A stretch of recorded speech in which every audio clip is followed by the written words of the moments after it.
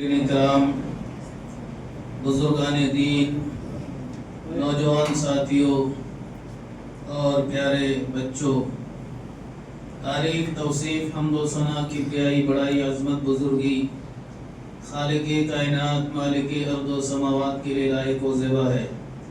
درود و سلام ہو آخری نبی جناب محمد رسول اللہ صلی اللہ علیہ وسلم پر، جنہیں اللہ رب العالمین نے رحمت للعالمین بنا کر اس کائنات میں مبعوث فرمایا ہے۔ اس نبی پاک پر درود و سلام پاٹ کر اللہم صلی علیہ، اللہم بارک علیہ۔ معزز حاضرین، اس کائنات میں بے شمار ادیان و مذاہب ہیں، ان میں اللہ رب العالمین کو سب سے زیادہ پسندیدہ مذہب دین اسلام ہے۔ اللہ تعالیٰ نے فرمایا ان الدین عند اللہ الاسلام، اللہ کے نزدیک سب سے زیادہ پیارا محبوب مذہب دین اسلام ہے۔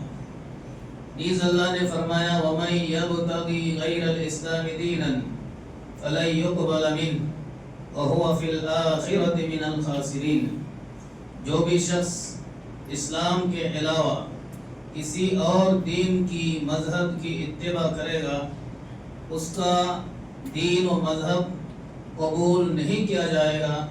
وَهُوَ فِي الْآخِرَةِ مِنَ الْخَاسِرِينَ، اور وہ آخرت میں خسارہ اٹھانے والوں میں سے ہوگا۔ اللہ رب العالمین نے اس دین کو نازل کیا ہے، بطور رحمت نازل کیا ہے، بطور نعمت نازل کیا ہے۔ جس اللہ نے اس دین کو نازل کیا ہے وہ اللہ رب العالمین ارحم الراحمین ہے، سب سے زیادہ رحم کرنے والا ہے۔ اللہ کی ایک صفت رحمان اور رحیم ہے، وہ ارحم الراحمین ہے۔ اور جس نبی پر یہ دین نازل کیا وہ نبی رحمت للعالمین ہے۔ آپ قرآن کریم ہی پر غور کریں، قرآن کریم کے اندر 114 سورتیں ہیں۔ سورہ برات کے علاوہ، جسے سورہ توبہ کہتے ہیں، اس کے علاوہ 113 سورت کے شروع میں بسم اللہ الرحمن الرحیم لکھا ہوا ہے، یعنی شروع کرتا ہوں اللہ کے نام سے جو اللہ رحمان ہے، رحم کرنے والا ہے، رحیم اور نہایت ہی مہربان ہے، رحم کرنے والا ہے۔ رحمان کا تعلق اس کائنات سے ہے، یعنی اللہ کی رحمت اس کائنات کی ہر مخلوق کو شامل ہے، چاہے وہ کافر ہو، چاہے مسلمان ہو، چاہے چرند ہو، پرند ہو، کوئی بھی مخلوق ہو، اللہ کی رحمت شامل ہے۔ اور رحیم کا تعلق آخرت سے ہے۔ اللہ رب العالمین کی رحمت آخرت میں صرف مومنین، موحدین اور جو اللہ اور اس کے رسول کے اطاعت و فرما بردار ہوں گے، مطیع و فرما بردار ہوں گے، ان پر اللہ کی رحمت کیا ہوگی؟ آخرت میں خاص ہوگی۔ تو 113 سورت کے شروع میں الرحمن الرحیم کی صفت آئی ہوئی ہے۔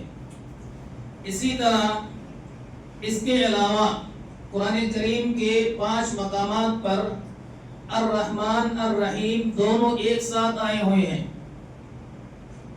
اسی طرح صرف الرحمن کا لفظ، الرحمن رحیم دونوں ایک ساتھ نہیں، بلکہ صرف الرحمن کا لفظ قرآن کریم کے اندر 57 جگہوں پر آیا ہوا ہے، اور الرحیم، صرف الرحیم کا لفظ قرآن کریم کے اندر 95 مقامات پر آئے ہوئے ہیں، اور رحیمن کا لفظ قرآن کریم میں 20 مقامات پر آیا ہوا ہے، اور حدیثوں میں کتنی بار آیا ہے اس کا کوئی شمار ہی نہیں ہے۔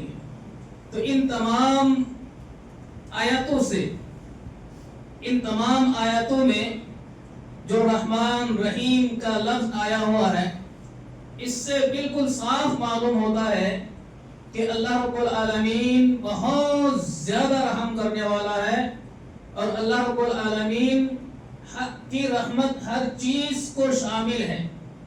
تشدد،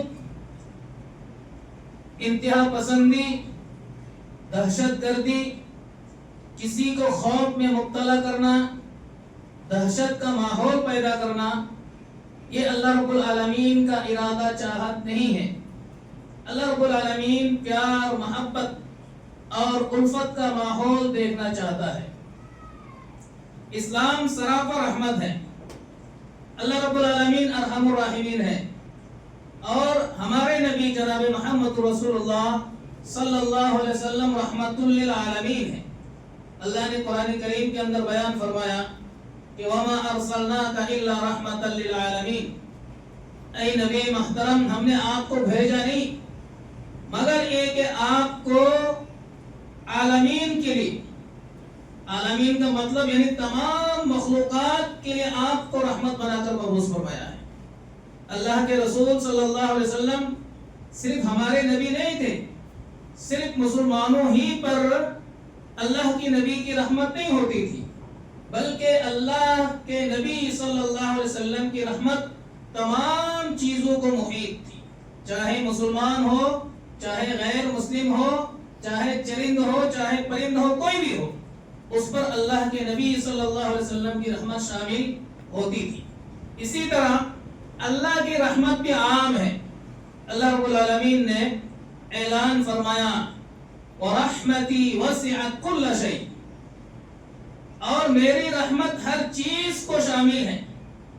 چاہے مسلمان ہو، چاہے غیر مسلم ہو، چاہے بچہ ہو، چاہے بوڑھا ہو، چاہے عاقل ہو، چاہے غیر عاقل ہو، چاہے جن ہو، چاہے چرند ہو، چاہے پرند ہو، کوئی بھی ہو، میری رحمت سب کو کیا ہے؟ شامل ہے، سب کو عام ہے. تو یہ اللہ رب العالمین کی صفت ہے، اور ہمارے نبی بھی تمام مخلوقات کے لیے رحمت للعالمین بن کر اس کائنات میں آئے ہوئے ہیں. بخاری مسلم کی ایک مشہور روایت ہے، بخاری مسلم کی ایک مشہور روایت ہے کہ ایک بدکار عورت تھی، بدکار عورت تھی، گرمی کا دن تھا. اس نے دیکھا کہ ایک کتا ایک کنویں کے آس پاس خوب چکر مار رہا ہے اور شدت پیاس سے وہ ہانپ رہا ہے. اس عورت نے کیا کیا؟ اپنا موزہ اتارا اور اسی موزے سے کنویں سے پانی نکال کر کے اس کتے کو پلا دیا.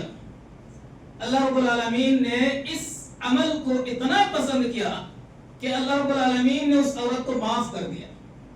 اب غور کریں کہ یہ کتا جو ایک ناپاک جانور ہے، ناپاک تصور کیا جاتا ہے، ناپاک ہے، اس کا لعاب اگر لگ جائے انسان ناپاک ہو جاتا ہے.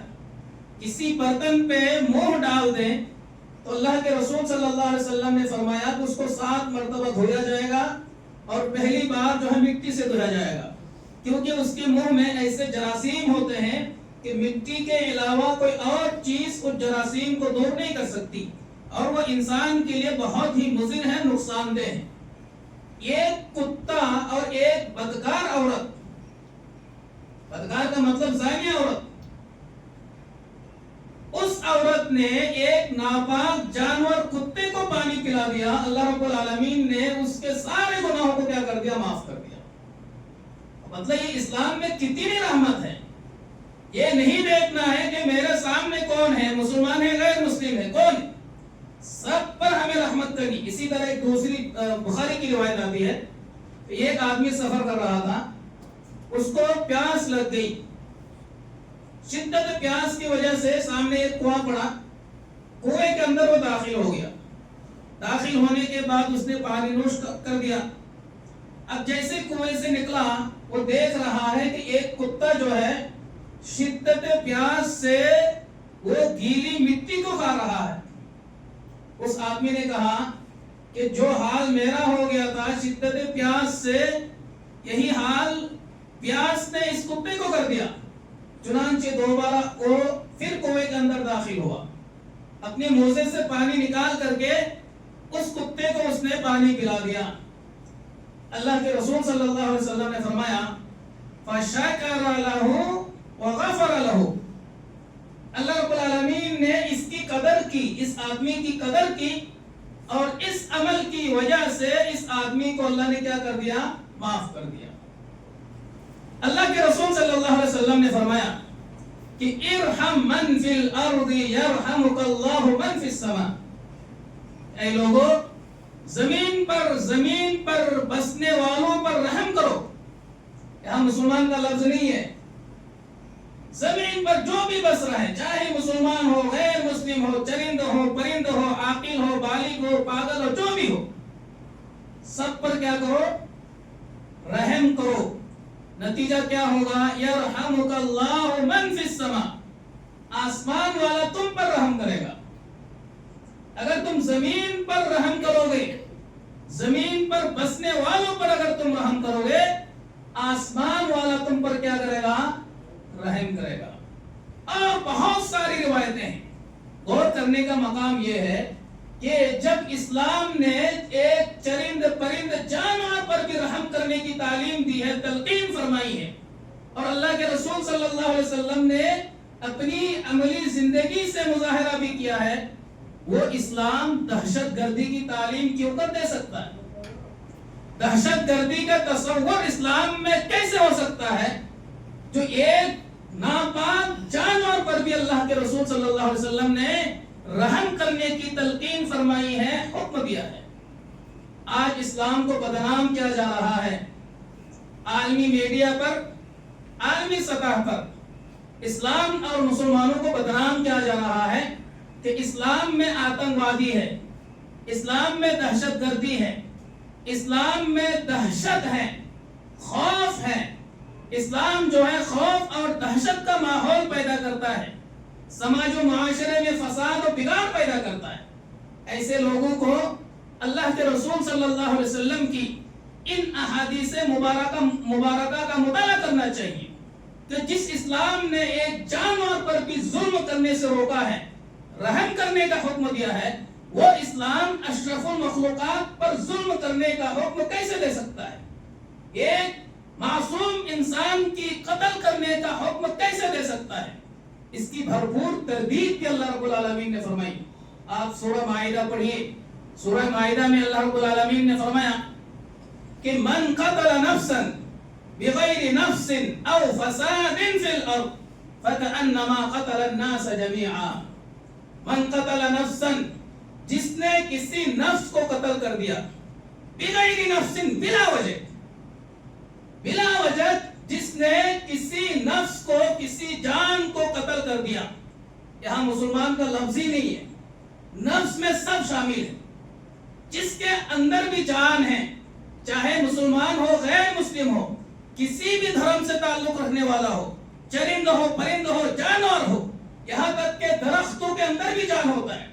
جس کے اندر بھی جان ہے، اگر آپ نے بلا وجہ اس کو کیا کر دیا؟ مار دیا، قتل کر دیا، ذبح کر دیا، اس پر آپ نے ظلم کیا، اللہ نے کیا کہا؟ قتل الناس جميعا، اس آدمی نے ساری انسانیت کو قتل کر دیا۔ ایک کو قتل نہیں کیا بلکہ ساری انسانیت کو قتل کر دیا۔ ایک کا گناہ نہیں ملے گا بلکہ ساری انسانیت کو قتل کرنے کے برابر جتنا گناہ ملے گا، اس آدمی کو ایک کے قتل کرنے پر اتنا گناہ ملے گا۔ وَمَنْ أَحْيَاهَا فَكَأَنَّمَا أَحْيَا النَّاسَ جَمِيعًا، اور جس نے کسی ایک کی جان بچائی، کسی ایک کی جان بچائی، یعنی قتل نہیں کیا، قتل کرنے کا ارادہ تھا، قتل نہیں کیا، یا کسی اور نے آ کر جان بچائی، کوئی قتل کرنا چاہا، ظلم کرنا چاہا، ذبح کرنا چاہا، کوئی دوسرا، تیسرا، چوتھا آ کر اس نے اس کی جان بچا دی، اللہ رب العالمین نے کہا فَكَأَنَّمَا أَحْيَا النَّاسَ جَمِيعًا، اس نے گویا کہ ساری انسانیت کو بچا ڈالا، سارے جانور، جاندار کو، انسانیت کو اس نے کیا کر دیا؟ بچا لیا ہے۔ تو یہ اسلام کا تصور اور اسلام کا عقیدہ، اسلام کی تعلیم انسانیت کے بارے میں، جان و مال کی حفاظت، جانوں کی قدر و قیمت، اسلام نے جس انداز سے کیا ہے، جس انداز سے محفوظ کیا ہے، کسی بھی دھرم میں، کسی بھی مذہب میں اس کا تصور بھی نہیں پایا جاتا ہے۔ آپ تاریخ انسانیت کا یا ادیان کا آپ مطالعہ کریں، اسلام سے پہلے لوگوں پر جس قدر ظلم ہوتا تھا، انتہا پسندی، دہشت گردی عروج پر تھی، اللہ کے رسول صلی اللہ علیہ وسلم کی جو بعثت ہوئی، بعثت کا ایک بنیادی مقصد اس دنیا سے دہشت گردی کا خاتمہ کرنا ہے، ظلم و ستم کا خاتمہ کرنا ہے، ناانصافی کا خاتمہ کرنا ہے، عدل و انصاف کا نظام قائم کرنے کے لیے اللہ رب العالمین نے جناب محمد رسول اللہ صلی اللہ علیہ وسلم کو مبعوث فرمایا ہے۔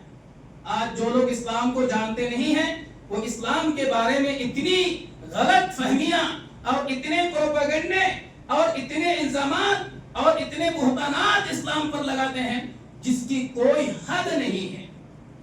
افسوس کی بات یہ ہے کہ آج مسلمان بھی اسلام کو نہیں جانتے، مسلمان بھی اسلام کی تعلیمات کو نہیں جانتے کہ حقیقی اسلام ہے کیا، اسلام کے تصورات، اسلام کے خیالات، اسلام کے عقائد، اسلام کے افکار و نظریات عالم انسانیت کے بارے میں کیا ہے، آج مسلمان خود بھی نہیں جانتے۔ آج دیکھیے ملکی جو حالات بنے ہوئے ہیں، جو بھی حالات بنے ہوئے ہیں، ان حالات کو آپ مد نظر رکھیں اور ہمیشہ ہوشیار رہیں۔ میڈیا پر جو بھی تبصرے ہوتے ہیں، جو بھی نیوز چلتے ہیں، ان نیوز پر آپ ذرہ برابر بھروسہ نہ کریں، یہ فیک نیوز ہوتے ہیں۔ ہمارے ہاتھوں میں موبائل ہوتا ہے، جو بھی سنتے ہیں وہ ہم چرچا کرنے لگ جاتے ہیں، ایسا ہو گیا، ویسا ہو گیا، یہ کر دیا، وہ کر دیا۔ زمینی حقیقت کچھ بھی نہیں ہوتی، باتیں ہواؤں میں گھومتی ہے، فضاؤں میں گھومتی ہے، اور ہم جو ہے ان پروپیگنڈے کو اور ان خراب نیتوں کو ہم سمجھ بھی نہیں پاتے ہیں۔ میڈیا کچھ ہوتا ہے، کچھ کر کے دکھاتے ہیں، جو ہوتا بھی نہیں ہے وہ پیش کر دیتے ہیں، جو حقیقت ہوتی ہے اس حقیقت سے، اس حقیقت میں کچھ ہوتا ہے اور بہت زیادہ ملاوٹیں کر کے اس کو پیش کر دیتے ہیں اور اسی کو لوگ حقیقت سمجھ بیٹھتے ہیں۔ تو ان میڈیا سے بھی ہوشیار رہنا ہے، ان کے تبصرے سے بھی ہمیں ہوشیار رہنا ہے، اور ایسے افکار و نظریات کے جو حاملین تنظیم ہیں جس میں دہشت گردی کا تصور پایا جاتا ہے، جس میں دہشت پائی جاتی ہے، جن کے افکار و نظریات کتاب و سنت کے خلاف ہیں، ایسے تنظیم سے بھی ہمیں دور رہنا ہے۔ آج دیکھیے پوری دنیا میں اسلام کا نام لے کر یہ داعش ہو یا ISS ہو یا طالبان ہو یا کوئی اور گروہ ہو، ان کے جو عقائد ہیں، افکار ہیں، نظریات ہیں، خیالات ہیں، یہ سارے عقائد، افکار و نظریات اسلام کے خلاف ہیں۔ ہمیں ان تنظیموں کا بائیکاٹ کرنا چاہیے۔ ان تنظیموں نے اسلام کو بدنام کر دیا پوری دنیا میں۔ اسلام ایسا ویسا مذہب نہیں ہے، اسلام جو ہے احترام انسانیت کی تعلیم دیتا ہے۔ ہر ایک کا احترام ہونا چاہیے، ہر ایک کا خیال ہونا چاہیے، کسی کو کسی سے تکلیف نہیں پہنچنی چاہیے۔ اللہ کے رسول صلی اللہ علیہ وسلم نے ایک حدیث کے اندر بیان فرمایا ہے کہ من سلم المسلمون من لسانه ويده، کہ مسلمان وہ ہے جس کے ہاتھ اور جس کی زبان سے دوسرے مسلمان محفوظ رہیں۔ اس میں مسلمان کا لفظ ہے، لیکن ایک اور حدیث ہے، اس میں ہے کہ من سلم المسلمون من سلم الناس المسلم من سلم الناس من لسانه ويده، کہ مسلمان وہ ہے جس سے دوسرے لوگ اس کے ہاتھ سے، اس کی زبان سے محفوظ رہیں۔ یہاں ناس کا لفظ ہے، مسلمان کا نہیں، یعنی کوئی بھی ہو، چاہے مسلم ہو یا غیر مسلم ہو۔ اللہ کے رسول نے مسلمان کی یہ پہچان بتلائی ہے کہ اس کی زبان سے، اس کے ہاتھ سے کسی کو بھی تکلیف نہیں ہونی چاہیے، کسی کو بھی تکلیف نہیں ہونی چاہیے، چاہے مسلمان ہو یا غیر مسلم ہو۔ یہ تو تعلیم ہمارے رسول اکرم صلی اللہ علیہ وسلم کی ہے۔ یہاں تک ہی نہیں، اور بھی اللہ کے رسول کی تعلیمات پر آپ غور کریں۔ اللہ کے رسول نے کیا فرمایا کہ اماطۃ الاذی عن الطریق، اماطۃ الاذی عن الطریق، کہ راستے سے تکلیف دہ چیزوں کو یا تکلیف دہ چیز کو ہٹانا بھی ایمان کا ایک جز ہے. اب راستے میں صرف مسلمان ہی چلتے؟ سارے ہی چلتے ہیں. راستے میں کوئی ایسی چیز پڑی ہوئی ہے، کانٹے دار چیز ہے، کانٹا ہے، کوئی تکلیف دہ چیز ہے، کوئی مضر چیز ہے جس سے دوسرے انسان کو تکلیف ہو سکتی ہے، اس چیز کو ہٹانا اللہ کے رسول صلی اللہ علیہ وسلم نے فرمایا یہ ایمان کا کیا ہے؟ جز ہے. اسی طرح اس میں وہ ساری چیزیں بھی آتی ہیں جو راستے میں راستے کو لوگ بلاک کر دیتے ہیں، گاڑیاں کھڑی کرتے ہیں. عام راستہ ہے جس میں لوگ پیدل چلتے ہیں، سب کا آنا جانا چلنا پھرنا سب کچھ ہے.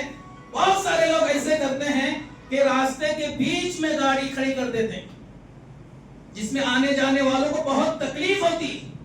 یہ اللہ کے رسول صلی اللہ علیہ وسلم کی اس حدیث کی خلاف ورزی ہے. ایسا کرنا کیا ہے؟ غلط ہے. اس کی وجہ سے لوگوں کو کیا ہوتی ہے؟ تکلیف ہوتی ہے. اسی طرح آپ غور کریں کہ اللہ کے رسول صلی اللہ علیہ وسلم نے عام راستے پر نماز پڑھنے سے منع فرمایا. اب بتلائیے یہ حکم تو سب سے پہلے عرب ہی میں ہوگا چونکہ وہاں سارے مسلمان تھے اس وقت. جہاں صرف مسلمان ہی مسلمان ہیں وہاں پر اللہ کے رسول نے عام راستے پر نماز پڑھنے سے منع فرمایا ہے. تو جہاں مسلمان بھی جیتے ہو، ہندو بھی جیتے ہو، غیر دوسرے مذاہب کے لوگ بھی رہتے ہو، وہاں پر تو یہ حدیث اور زیادہ فٹ ہوتی. ہمیں تکلیف نہیں دینی چاہیے. تو اسلام میں تکلیف ہے کہاں؟ یہاں تک کہ عام راستے پر نماز پڑھنے پر پابندی کہ عام راستے پر آپ نماز نہیں پڑھ سکتے کیونکہ وہاں سے کوئی ہندو بھی چلتا ہے، کوئی مسلمان بھی چلتا ہے، بچہ بھی ہے، بوڑھا بھی ہے، اور بہت سارے لوگ ایمرجنسی کے حالت میں ہوتے ہیں. یہ بیوقوفی کرتے ہیں جو لوگ جمعہ کے دن راستہ بلاک کرتے ہیں، راستے میں نماز پڑھتے ہیں. یہ بیوقوفی ہے، جہالت ہے. اسلام کے بارے میں ان کے پاس تعلیمات نہیں ہے. آپ نے راستہ مسدود کر دیا، بند کر دیا. اگر کوئی مریض آ گیا تو ایمرجنسی میں کوئی مریض آ گیا، اس کو اسپتال لے جانا ہے، راستہ بند ہے، وہاں پر وہ انسان مر بھی سکتا ہے، اس کی جان بھی جا سکتی. تو سبب مسبب کون بنے گا؟ یہ جو مسجد والے کرتے ہیں یہ لوگ بنیں گے. یہ اسلام کی تعلیمات نہیں ہے. ہمیں سڑکوں پر نماز نہیں پڑھنی چاہیے. مسجد میں اگر جگہ نہیں ہے تو آپ مسجد 2 منزلیں 3 منزلیں 4 منزلیں بنا لیں. اور اس مسجد میں جگہ نہیں ملتی کسی اور مسجد میں آپ چلے جائیں. پھر بھی جگہ نہیں ملتی ہے، مسجدیں نہیں، آپ اپنے گھروں میں نماز پڑھیں. یہ عام راستے میں نماز پڑھنے کا رواج بالکل ختم کرنا چاہیے. آج ہمیں شرم آتی ہے کہ اللہ کے رسول نے تقریباً 1500 سال پہلے 1450 سال پہلے منع کیا ہے کہ راستے پہ نماز نہ پڑھو. آج ہمیں جو ہے غیر مسلم تعلیم دیتے کہ تمہارے اندر انسانیت نہیں ہے، تمہارے اندر جو ہے وہ نہیں ہے، تم انسان نہیں ہو، راستے میں نماز پڑھنے لگ جاتے ہو، دوسروں کو تکلیف دیتے ہو، یہ کرتے ہو وہ کرتے ہو. بعض ویڈیو ایسے وائرل ہوتے ہیں جب غیر مسلم ایک مسلمان کو تعلیم دیتا ہے، احترام انسانیت کی تعلیم دیتا ہے، تو ہمیں بہت شرم آتی کہ ہم مسلمان ہو کر اللہ کے رسول صلی اللہ علیہ وسلم کی تعلیمات کو سمجھ نہیں پاتے ہیں. تو یہ مسلمان خود اسلامی تعلیمات سے کوسوں دور ہے کہ اللہ کے رسول نے ہمیں کیا عقائد سکھلائے ہیں، کیا احکامات سکھلائے ہیں، کہاں رہنا ہے، کیسے رہنا ہے، ہمارا اخلاق و کردار ایک پڑوسی کے ساتھ کیا ہونا چاہیے. اللہ کے رسول صلی اللہ علیہ وسلم نے فرمایا کہ من كان يؤمن بالله واليوم الآخر فليكرم جاره. اللہ کے رسول نے فرمایا کہ جو اللہ پر اور یوم آخرت پر ایمان رکھتا ہے چاہیے کہ وہ اپنے پڑوسی کا احترام کریں. پڑوسی کا احترام کیا ہے؟ اب پڑوسی میں صرف مسلم ہی نہیں کہ اگر مسلمان ہے تو اسی کا احترام آپ کریں. پڑوسی میں کوئی بھی ہو سکتا ہے، چاہے مسلمان ہو چاہے غیر مسلم ہو. آپ اس کو تکلیف نہ دیں، اس کو پریشان نہ کریں، اس کو ذہنی تشویش میں مبتلا نہ کریں، اس کا خیال رکھیں، اس کو تنگ دستی میں مبتلا نہ کریں. اس اسی حدیث میں آپ دیکھ لیں کتنا عمل ہے مسلمانوں کا، پڑوسیوں کے ساتھ کتنا اچھا برتاؤ، بہت دور کا آدمی ہے اس سے اچھی تعلقات ہے، لیکن پڑوسی ہے، پڑوسی سے تعلقات اچھی نہیں ہے، اتنا حسد، جلن، کینہ، کپٹ جس کی کوئی حد نہیں ہے۔ تو آج مسلمان اللہ کے رسول صلی اللہ علیہ وسلم کی کس تعلیم پر عمل کر رہا ہے بتائیے؟ کہاں سے کدھر سے اسلام کا نظام قائم ہے؟ کہیں پر بھی قائم نہیں ہے۔ آج کوئی ہمارا ہی بھائی اگر کوئی دکان کھول لیتا ہے، چند دنوں تک دیکھتا ہے اس کی دکان تو بہت اچھی چل رہی ہے، اس کا کاروبار تو بڑا اچھا چل رہا ہے، تجارت بڑی اچھی چل رہی ہے، وہ بھی اسی کے بغل میں ایک دکان اور کھول دیا۔ اللہ کے بندے، اللہ نے رزق مقدر کر دیا ہے، لیکن افسوس ہے اس کی سوچ پر، آپ نے یہ عمل پہلے کیوں نہیں کیا؟ یعنی جو آپ کا بھائی پیسہ کما رہا ہے، اس تجارت کر رہا ہے، یہ آپ کو برداشت نہیں، یہ اس کو برداشت نہیں، اس کے عمل سے، کردار سے یہ ثابت ہوتا ہے اس کو برداشت نہیں۔ نیتوں کا حال اللہ رب العالمین جانتا ہے۔ 10 دکانیں کھولے اس سے کوئی فرق نہیں پڑتا ہے، آپ کی رزق میں جو رزق اللہ نے مقدر کر دی ہے، لکھ دی ہے، اگر آپ سمندر کے اندر بھی چلے جائیں گے وہاں رزق چلی جائے گی، جتنی لکھی ہے اتنی کھانے کے بعد ہی آپ مریں گے۔ تو ہمارا ایمان و عقیدہ ہی مضبوط نہیں ہے، رزق کے سلسلے ہی میں ہمارا ایمان و عقیدہ مضبوط نہیں ہے، ایک دوسرے کے پیچھے پڑ جاتے ہیں، ایک کسی کو اگر اللہ کی نعمت مل جاتی ہے، مال مل جاتا ہے، دولت مل جاتی ہے، کسی کا کام اچھا چل جاتا ہے، وہ ہمیں برداشت نہیں، ایک دوسرے سے کشیدگیاں، نفرتیں، ایک دوسرے سے سبقت اور ایک دوسرے کو دبانے کے چکر میں ہم رہتے ہیں۔ تو یہ سب یہ مسلمانوں کی عادتیں نہیں ہو سکتی، یہ مومنین کی صفات نہیں ہو سکتی ہے۔ مومن تو پکا سچا، بالکل پکے اور سچے دل کا ہوتا ہے، مومن کے اندر حسد، کینہ، کپٹ جیسی بیماری نہیں ہوتی۔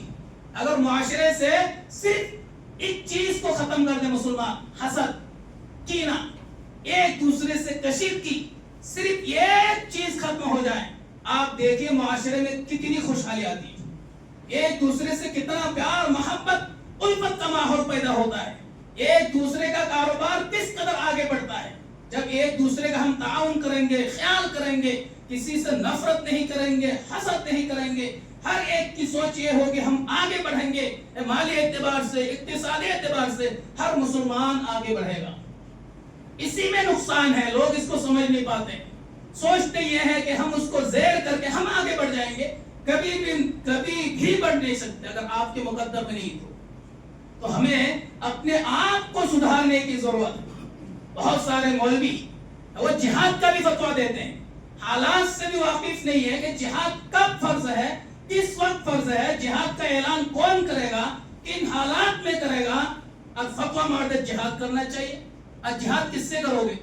اس وقت تو سب سے زیادہ ضرورت اس بات کی ہے کہ انسان اپنی نفس کے خلاف جہاد کرے، اور اسی کو اللہ کے رسول صلی اللہ علیہ وسلم نے جہاد اکبر کہا۔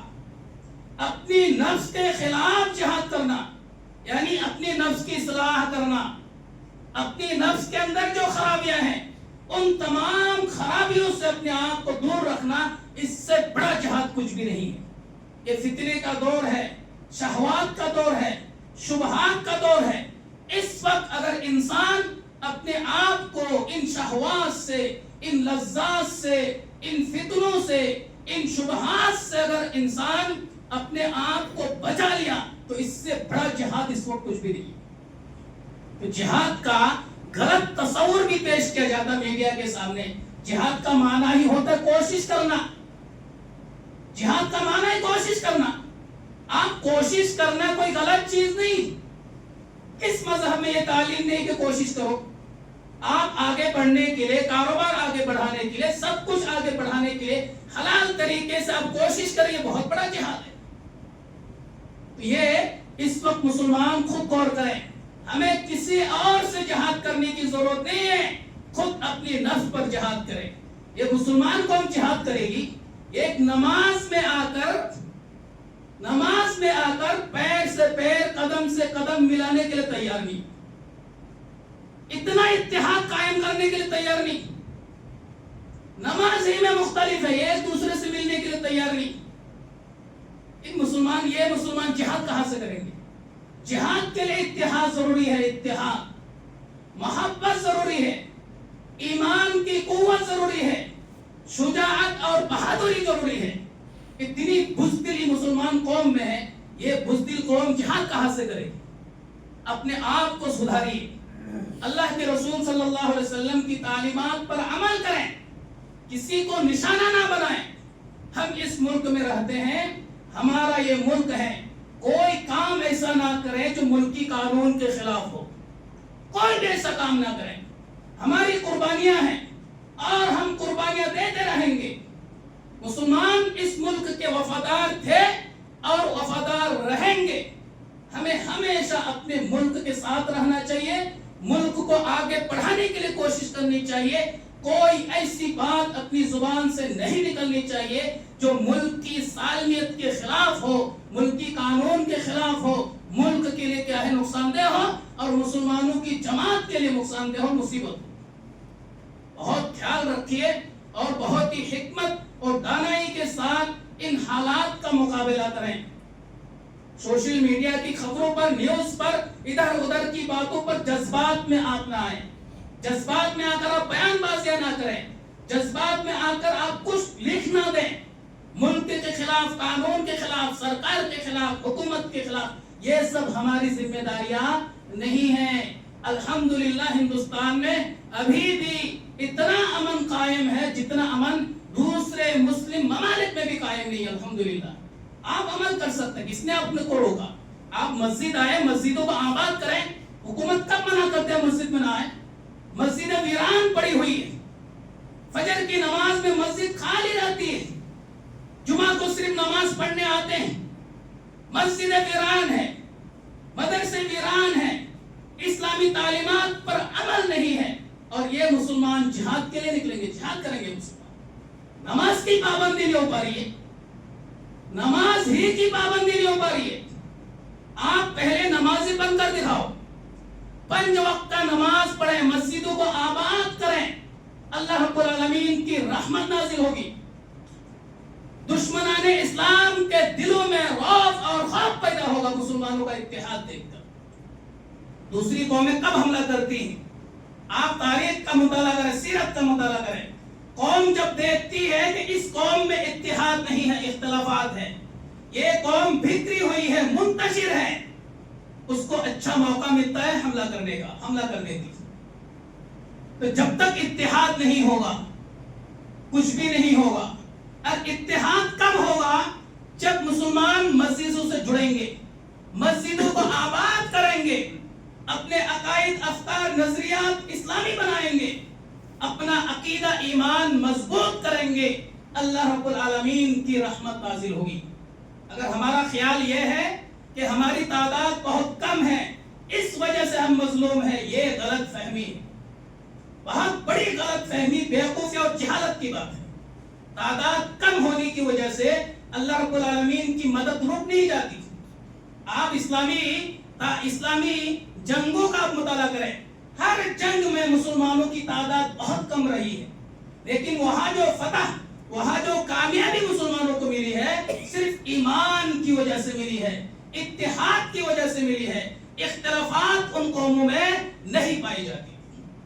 आज इत्तेहाद की सख्त जरूरत है और इसके लिए मस्जिदों में आना, मस्जिदों से जुड़ना, मस्जिदों को आबाद करना बहुत जरूरी है। अल्लाह और उसके रसूल सल्लल्लाहु अलैहि वसल्लम की मोहब्बत, सहाबाए किराम की मोहब्बत अपने दिलों के अंदर पैदा करने की जरूरत है, तब हमारे अंदर इत्तेहाद और इत्तेफाक पैदा होगा। मेरे भाइयों, आप जरा होश में आए, मस्जिद वीरान है, आप नमाज पढ़ें, आप जो है नमाजी बने, पहले अल्लाह की रहमत नाजिल होगी। इस्लाम में जितनी जंगें हुई हैं, बहुत सारे मुसलमान, बहुत सारे गैर मुस्लिम या मुसलमान भी जो इस्लामी तालीमात को नहीं जानते हैं कि अल्लाह के रसूल ने इतनी जंगें की। अल्लाह के रसूल ने जो जंगें की हैं, उन जंगों के उसूल ज़ाब्ते अगर आप पढ़ोगे, दुनिया में ऐसी कोई मिसाल नहीं मिलती है जो मिसाल अल्लाह के रसूल ने जंग की हालत में भी एहतराम इंसानियत का जो तस्वुर पेश किया। कब जंग की अल्लाह के रसूल ने? हर जंग दिफाई जंग थी, दिफाई। جان مال کی حفاظت کے لیے. اسلام میں کہیں پر بھی جنگ میں پہل کی تعلیم نہیں. آپ پہل نہیں کر سکتے. اللہ رب العالمین نے اعلان فرمایا اذن للذین یقاتلون بانہم ظلموا. ان لوگوں کو اجازت دی جا رہی ہے جن پر ظلم کیا گیا، یعنی پہلے ان پر ظلم ہوا ہے. انتہا ظلم، بربریت، دہشت گردی کی جب انتہا ہو گئی تھی، اللہ رب العالمین نے انہیں اپنی جان کی حفاظت کے لیے جنگ کا اعلان کیا. اور یہ تعلیم ہر مذہب میں ہے. کس مذہب میں نہیں ہے کہ آپ اپنے جان کو بچاؤ؟ کس میں نہیں ہے؟ ہر مذہب میں. بہرحال وقت ختم ہو چکا ہے. اللہ رب العالمین سے دعا کرتا ہوں کہ اللہ رب العالمین مسلمانوں کو باشعور قوم بنائیں، حساس قوم بنائیں، سوچنے سمجھنے کی صلاحیت پیدا کریں، اور مسلمان جو ہے کتاب و سنت سے جڑیں، مسجدوں سے جڑیں، عقیدہ توحید سے جڑیں، اور بدعات، شرکیہ اعمال، شرک سے توبہ کر کے توحید کی طرف پلٹ آئیں. آمین یا رب العالمین. وما علینا الا البلاغ.